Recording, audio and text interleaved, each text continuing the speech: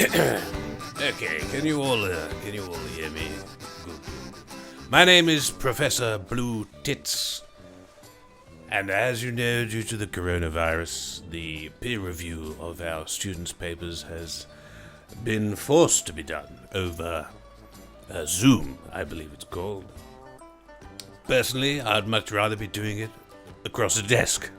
I'm looking at you, Barbara, you cheeky devil. No, but seriously, this sort of thing does normally require a bottle of scotch, and since I am at home by myself, I am able to indulge in a bottle of scotch to help me get through the misery of reading this paper out loud.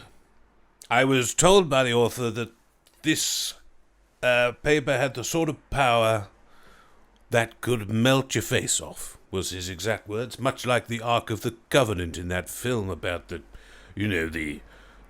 terribly bad archaeologist who, from what I can gather, just shoots people and steals things. But I tend to agree. Without the proper training and a suitable amount of blood alcohol, it certainly could melt your face off. So,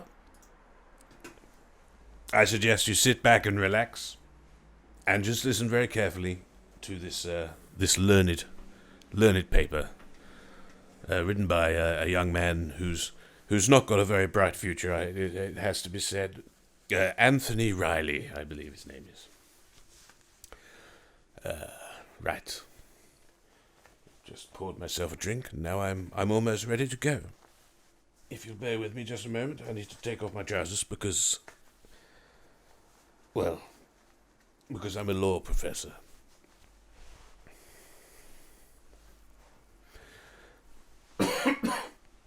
Excuse me. Okay, let's begin with page 1, and we're going to get straight into it because there's no title page or anything like that. It just gets straight in. So,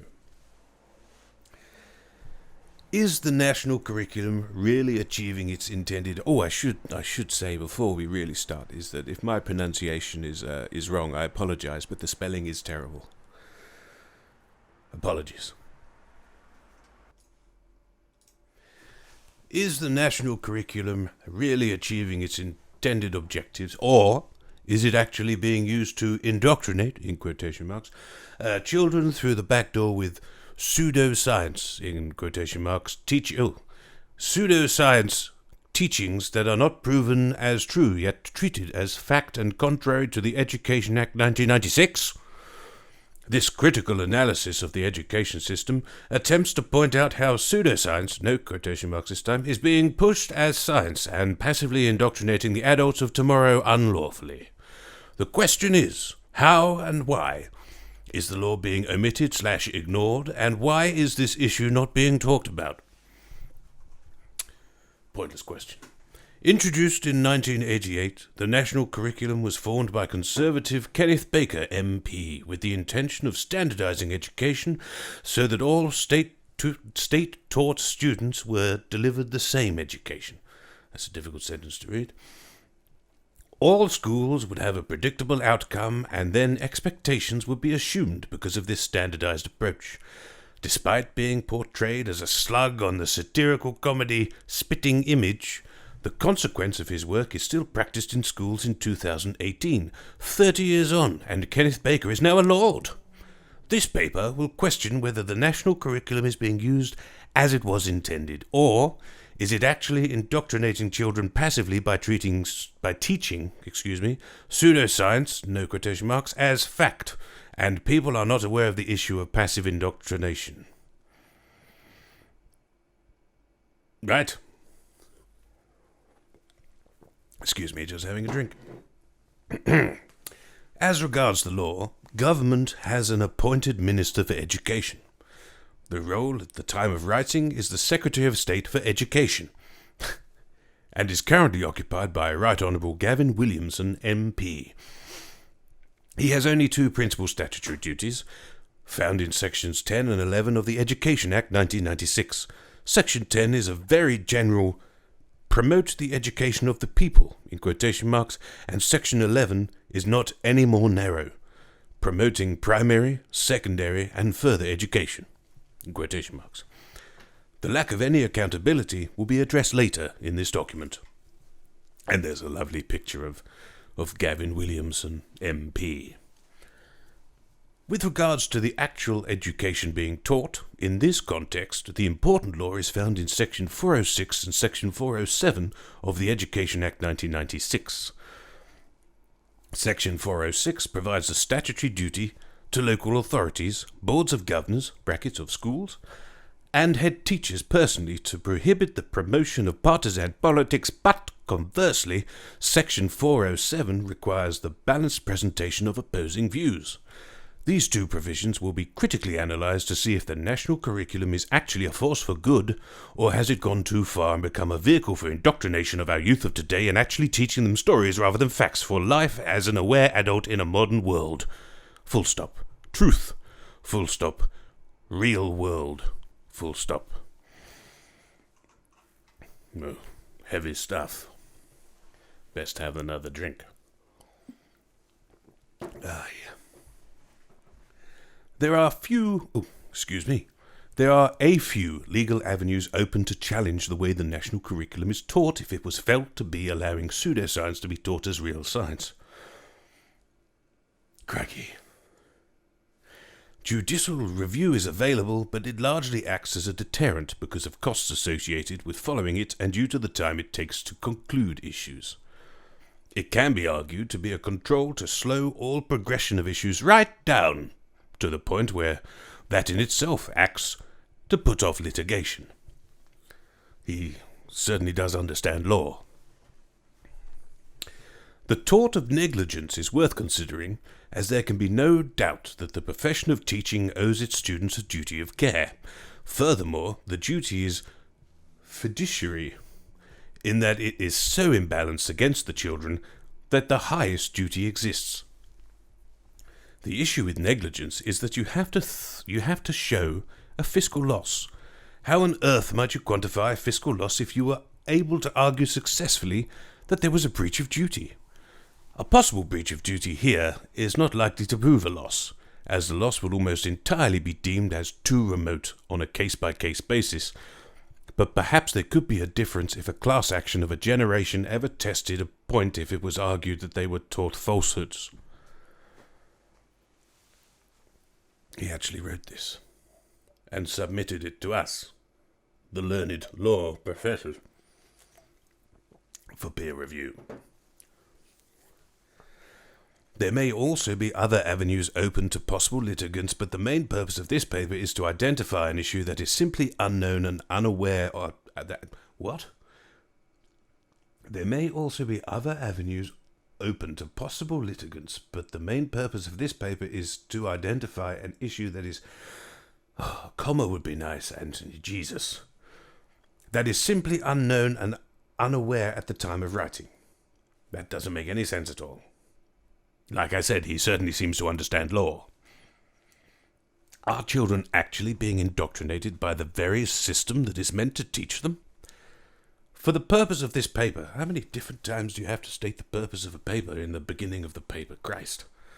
For the purpose of this paper, the standard of evidence considered is whether or not evidence is science or pseudoscience, and if it is not science, how and why is it even being taught at all? ... Or at least taught with reference to opposing views, evidence or models that do not agree with that which is being taught. You should really get into contract law. That's brilliant. It's completely unfathomable, impenetrable, and makes no sense whatsoever. This bit's important because it's underlined. Some understanding of physics, laws of nature, scientific method, and Newton's laws of motion is needed, brackets, not forgetting evidence in the context of verification, reliability, and credibility of evidence in law, close brackets, to appreciate the points raised in the paper. He's letting us know that this is a heavily science-leaning paper. Now, I haven't done physics since I was a small boy in short trousers, so I best have another drink.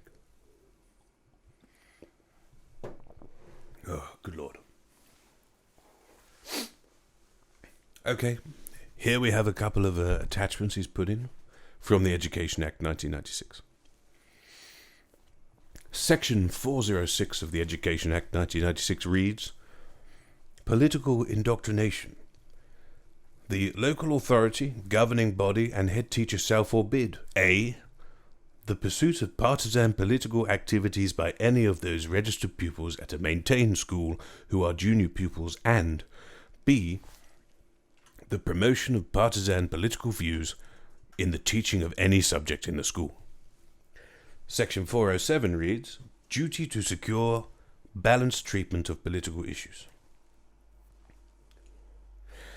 The local authority, governing body, and head teacher shall take such steps as are reasonably practical to secure that where political issues are brought to the attention of pupils while they are a. in attendance at a maintained school, or b. taking part in extracurricular activities which are provided or organized for registered pupils at the school by or on behalf of the school, that they are offered a balanced presentation of opposing views. Now, Section 406 expressly states that the promotion of partisan politics must be forbidden by the local authority, governing body, and head teachers personally.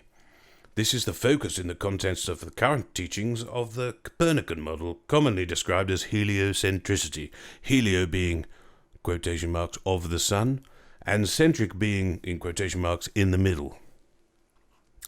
Section 407 deems that a balanced presentation of opposing views must be offered where political issues are brought to the attention of the pupils. In the context of how partisan politics might be taught in schools under Section 406, this is the outline of the law, and the attention can now turn to what partisan politics is actually defined as. I've already drunk half a bottle of scotch. Oh. That is a good single malt.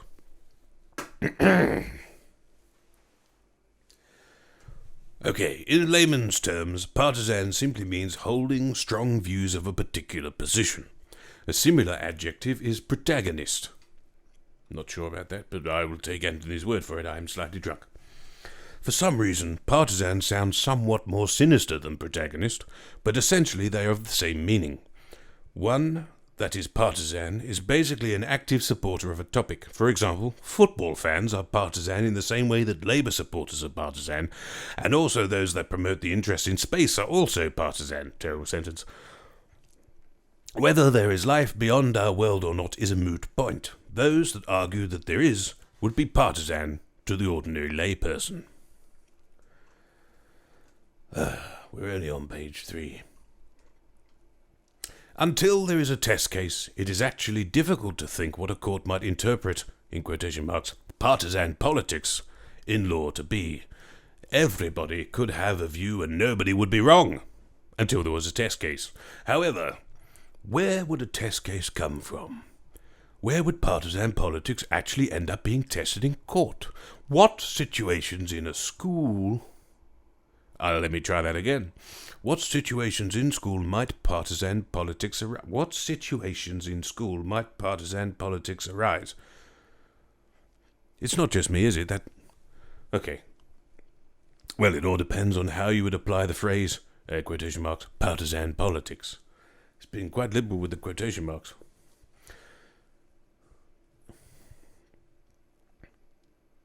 In R, brackets, on the application of Dimmock, close brackets, versus Secretary of State for Education and Skills in 2008, the matter was finally tested in a court.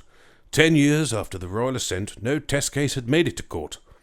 This is a worthy moment to consider how many matters could have, but for whatever reason, did not actually make. Oh, that's the end of that sentence. It just stops. It raises the question of what might have been happening during this 10-year period. Question mark. Don't know why. Maybe I've read it wrong. It raises the question of what might actually have been happening in this 10-year period.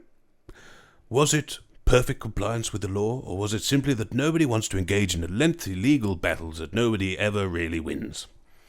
There's more. That nobody ever really wins because of the costs outweighing the benefit of deciding a case? Question mark. Conjecture aside, 10 years on, and the courts have a test case to allow the critical writing you are now currently reading.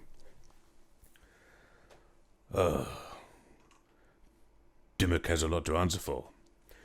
The matter related to the once infamous video of Al Gore, the ex-vice president of the USA, and his contentious views relating to the matter of global warming. Let me read that again. I've messed it up. I've got the old what do you call them? I've got the old sherry monocle in. What? Ha!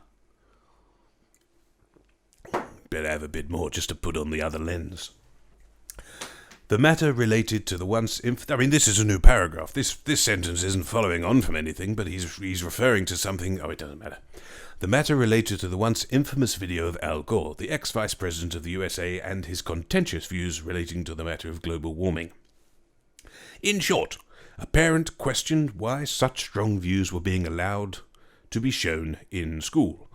Regardless of the merits of the claim that global warming is or is not a real issue, the issue in law was how should the school deal with this, and if there was accountability, where should the axe fall? The case of Dimmock established that in law, partisan simply meant one-sided. Regardless of how you or I interpret the word partisan, it simply means one-sided.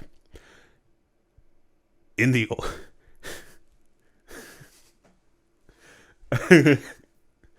in the All England Law Report's recite of the judge's actual words, and this is a direct quotation, I assume. Sorry, more scotch. Although there was some earlier suggestion on behalf of the defendant that partisan might relate to party political, it soon became clear that it could not be and is not so limited. Mr. Downes pointed to dictionary definitions suggesting the relevance of commitment or adherence to a cause. In my judgment, the best simile for it might be one-sided, reported Judge Burton. This is a major definition because the point of education is to teach the right thing, the truth, and the basic skills for adult life that we all need. There will always be one-sided teaching for most issues because most issues are not contentious. There may be some elements that are contentious within most topics, and especially in areas of history, religion, science, and one can easily... Oh, that's the end of the list. Okay. There may be some elements that are contentious within most topics, and especially in areas of history, religion, science, and one can easily see that one-sided education, in quotation marks, is going to fall foul of the court's definition of partisan politics at this early point. To illustrate, Britain finally defeated Hitler in 1945, to mark the end of the Second World War. Well, that's not the reason we defeated Hitler. It wasn't to mark the end of the Second World War. It's because that's when the Second... It doesn't matter. Oh dear. That is the taught history lesson. It is only if the matter becomes contentious that the original teaching then comes under the spotlight retrospectively. If the contentious nature never arises, then the teaching could not be deemed one-sided, as there would be no opposing view to argue that it was! Exclamation mark. Although immediately unfair, brackets, as the teachings were fine until objection arose, close brackets, it does mean that any issue that becomes contentious requires that unfortunate retrospective reflection of what was done about it before it became contentious. That sentence doesn't make... Let's just carry on with more scotch. Oh dear. For example, Christopher Columbus is cited in school, as, quotation marks, the founder of America. This is something of which I was unaware. And this reference is easily found by anybody with a rudimentary search on a search engine online. However, it is well accepted that native Indians were actually already there. And this is why there is an ongoing Red Indian legal issue in America to this day and their rights. What? Excuse me, let me read this again. For example, Christopher Columbus is cited in school as the founder of America, and this reference is easily found by anybody with a rudimentary search on a search engine online. One sentence. However, it is well accepted that native Indians were actually already there, and this is why there is an ongoing Red Indian legal issue in America to this day and their rights. Right. So, was Christopher Columbus actually the founder of America? Of course he wasn't. He's just identified as being so to the Western world. To teach that he was the founder is potentially one-sided, but it relies on what? To teach that to teach that he was the founder is potentially one-sided, but it relies on that other side being... Oh, I see. Sorry. To teach that he was the founder is potentially one-sided. Perhaps, Anthony, you should insert a comma here. Potentially one-sided, comma. But it relies on that other side being known or found. Then, retrospectively speaking, the one-sidedness of Christopher Columbus can then be established, and then the Dimmock case deems that the teaching originally then becomes a subject to the law. Crikey. It depends totally on whether or not an opposing view is found after the event of the teaching, so this means the teaching must be preemptive to some degree. Most areas of education have some element of possible contentiousness to them, which raises the question, should education safeguard against them all? At the expense of time with the children teaching the rest of the syllabus?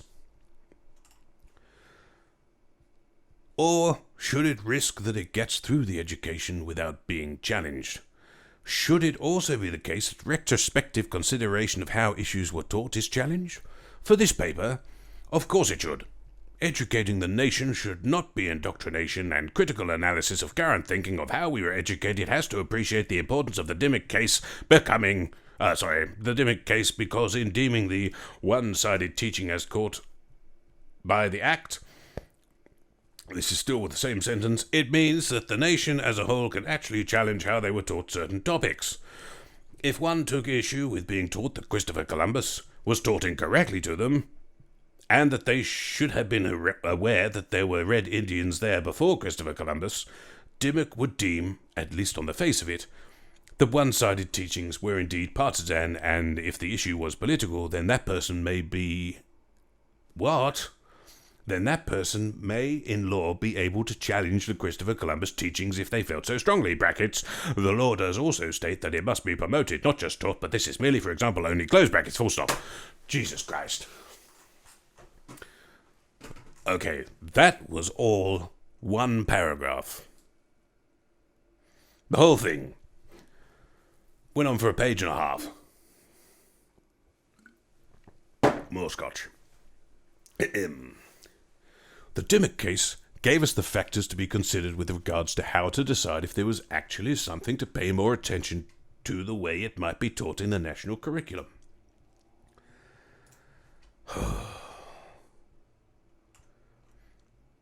And there's some addendums here. I will read them out to you. 1. A superficial treatment of the subject matter typified by portraying factual or philosophical premises as being self-evident or trite, with insufficient explanation or justification and without any indication that they might be the subject of legitimate controversy. The misleading use of scientific data, misrepresentations and half-truths, and one-sidedness. Now, you can probably tell that that sentence wasn't written by the author of the paper, because it sort of made sense. 2. The deployment of material in such a way as to prevent pupils meaningfully testing the veracity of the material and forming an independent understanding as to how reliable it was. 3. The exaltation of protagonists and their motives coupled with the demonstration of opponents and their motives. And 4. The derivation of a moral expedient. Excuse me. I've got a frog in my throat. I best drown it with some scotch. Ugh. Oh, I'm not giving that ice time to melt. Where was I? Oh yes, 4. The derivation of a moral expedient from assured consequences requiring the viewer to adopt a particular view, and of course the action in order to do right as opposed to wrong. These factors are the focus of this paper and the context of how they are applied. Okay. I believe we're moving on to the science-heavy section of the paper now. I may be underqualified to understand what's going on, but probably not. Nicholas Copernicus's heliocentric model is the current taught model, for some reason model is in italics, in the national curriculum. The sun is 93 million miles away. All right? It is at the center of our solar system and all planets revolve around it. Earth's circumference is 24,900 miles, and it's its third closest to the sun, and we rotate once every day, thus giving us sunrise and sunset. We have an axial tilt, and this tilt gives us the seasons, and the moon causes the tides of the Earth. This is the familiar position we should all be aware of if you went to state schooling after 1988. This is what you were taught. In Dimmock, the court decided that a one-sided view was deemed partisan. This allows retrospective consideration of the issue, and we also see the factors that help us decide if the Copernican model being taught might fall foul of the law. The Copernican model satisfies, arguably, all four factors in determining whether or not it falls within the ambit of Section 406, and if it does, it would have to be prohibited from being promoted because it is the promotion of partisan politics that is forgiven. Oh, Jesus Christ. Someone let a flat earther into the university again, didn't they? Barbara? Look, I understand you're unhappy about the outcome of the lawsuit, but this is no way to run an admissions office.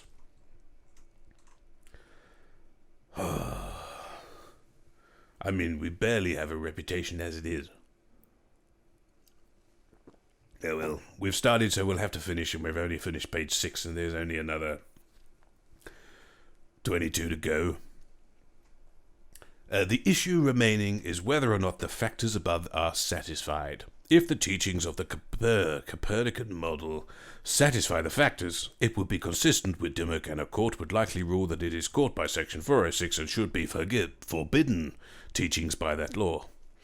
If the factors are not satisfied, the law would not apply. The four factors will now be addressed in turn and applied to the Copernican teachings of the national curriculum. Right. He's made the writing smaller. Okay. He hasn't labelled this at all, but I assume this is factor number 1. A superficial treatment of the subject matter typified by portraying factual or philosophical premises, whatever the word is, as being self-evident or trite, with insufficient explanation or justification, and without any indication that they might be the subject of legitimate controversy. The misleading use of scientific data, misrepresentations and half-truths, and one-sidedness. That's like a line from Mary Poppins. It's hard to simply... What? It's hard to simply this first factor in relation to the Copernican teachings, because the reader would have to be aware that the Copernican model is actually subject to legitimate controversy. Right. Full stop. And then, it is. Full stop. It's like he's repeating himself just in case the reader doesn't believe him. And I don't. So I'm going to have more scotch. Then maybe I will. To the unaware, it cannot be explained in this document with much comprehension because of the depth of the controversy itself. But it needs to be realized that the Copernican model is not accepted by all. People that accept Copernicus and his model are known as heliocentrists. But there are others who do not accept Copernicus. For example, oh Jesus Christ,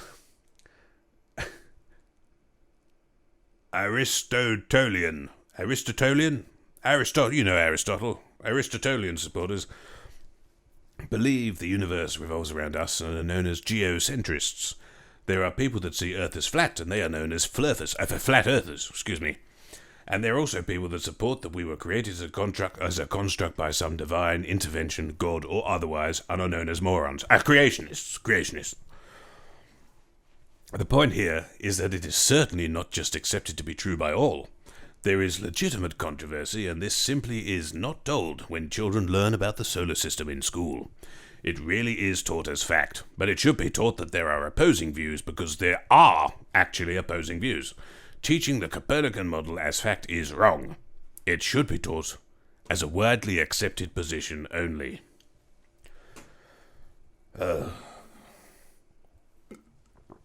More scotch. I'm not sure I'll be able to make it to the end of the paper. The misleading use of scientific data is mentioned. Does the Copernican model use misleading data? Well, the Sun is considered to be around 93 million miles away, and the scientific data that supports this assertion comes from two sources. I've drunk too much. Eratosthenes and his sticks in the ground, quotation marks, measurements, and radio signal reflections from Jodrell Bank Observatory, now owned by University of Manchester. In short, Eratosthenes is credited as the first person to accurately cite the circumference of the Earth. However, the maths he applied assumed Earth was a sphere based on his interpretations of shadows on a particular day around the Mediterranean Sea. He did not know it was a sphere, and if he did, no evidence of his knowledge is presented. Regarding his interpretation, it has two interpretations, not one. It can be interpreted that the Earth is spherical in shape with a distant sun, but it can also be interpreted as a plane with a local sun circling overhead. However, it is taught that there is only one... Let's try that again, because his sentence doesn't make sense. However, it is taught as there only being one possible interpretation. This is wrong. There are two, and for that reason it is satisfying the criteria of misleading use of scientific data, because it can be interpreted two ways, not just one. My God.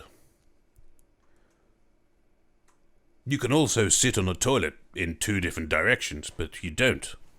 Even though it would be nice to have a little shelf in front of you and the handle would be just in front of you for when you needed an emergency flash. Sorry, Barbara. Let me just have more scotch. Oh, Jesus. The modern way of measuring the distance to the sun is cited from Jodrell Bank.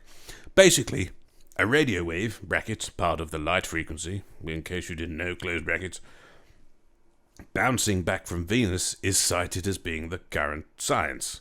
And the problem is that there are valid questions about the verification of the claim. What? The claim is that a pulse of light was sent to and from Venus, through a vacuum, and the time taken for the ping to return back to Earth was waited for, and then the noise was interrupted. The noise was interpreted for the anticipated, reflected ping. There was no scientific consensus as to what the interpretation of what they were looking at was until someone from Jet Propulsion Laboratories in America looked at the data and interpreted for them, and once JPL put their name to it, then it became accepted. This is I just want to remind everyone that this is like a university project. The level of detail for how it was proven is, on the face of it, impressive, and one could easily accept it as proving the point, but there are two issues. Firstly, the lack of scientific consensus. If it was in fact just a reflected ping from Venus, why wasn't the interpretation agreed by almost everybody? Secondly, the time they base the expected return ping data on is based on the speed of light travelling through space without any other factors influencing the time it takes for light to traverse the distance. Secondly, I think he means thirdly, the time duration is based on Kepler's third law on interplanetary motion. Astrophysics knows the way the lights in the sky interact with each other, and astronomy can tell you when you will see certain lights and for how long. ... But that does not mean they know the distances of any of these lights. To get a distance, you either need to measure it directly, brackets, obviously impossible, close brackets, or find a credible way to calculate it so there is no doubt to its accuracy. Neither exist. The distance to the sun mathematically is based on the application of Christian Huygens' determination that is ingenious and accurate and deserves to be better known.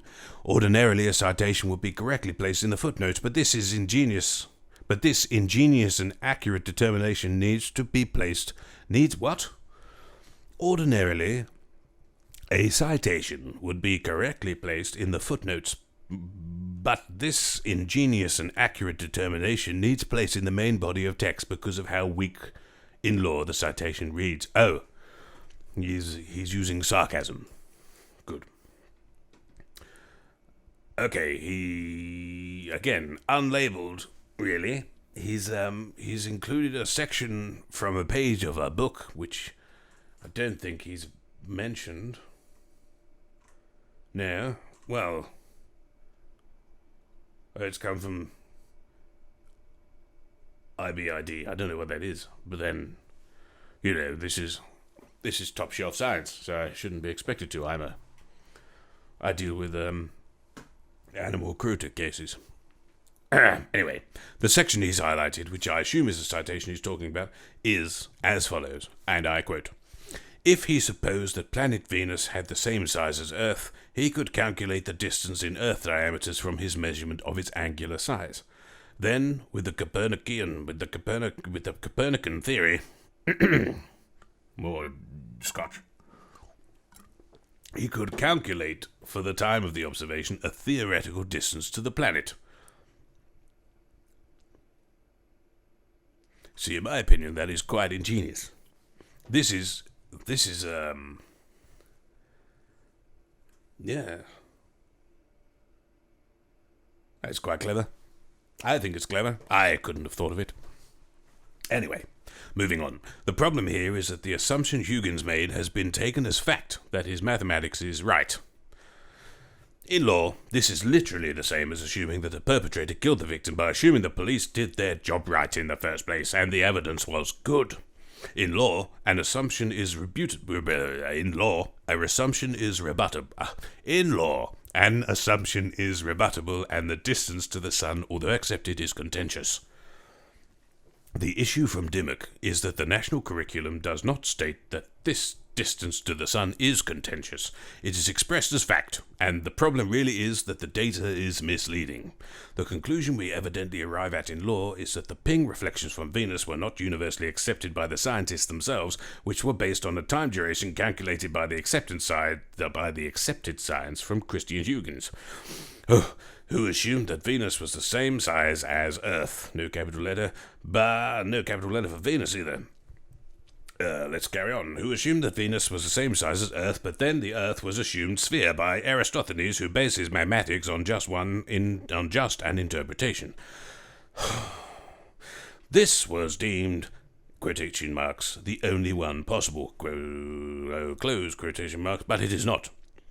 If Aristophanes was wrong in his calculations, then it means that the scientists at Jodrell Bank were looking in the wrong time duration for their ping reflection, and this would explain why there was such a disagreement. Perhaps their maths was erroneous, and this would explain their position. To contextualize the whole point neatly, Aristophanes is said to have lived 276 years before Christ, and died 194 years before Christ. Oh, Christ. There is more than enough religious debate over whether Jesus Christ even existed, and despite numerous claims of empirical evidence to support that there was someone by that name, there is debate over whether he was just a person claiming to be the Son of God or not. Christ is the linchpin for Christianity, but not for Catholicism or Islam. So the point of Christ's existence, at least in religion, is important to Christianity, and the fact that such an important figure existing at all being questioned by people generally puts Aristophanes into context. What? I can't be bothered. There are no empirical evidences of a primary source or secondary source to even indicate the existence of this person credited with establishing the circumference of the Earth to be 24,000 miles actually lived at all. Yet, this is where the evidence for the distance of the sun takes you back to Aristophanes. I'm going to take this opportunity to pause the video for a moment, and I should say I'm going to step out of the Zoom meeting and hit myself in the face with a hammer. I will be back shortly.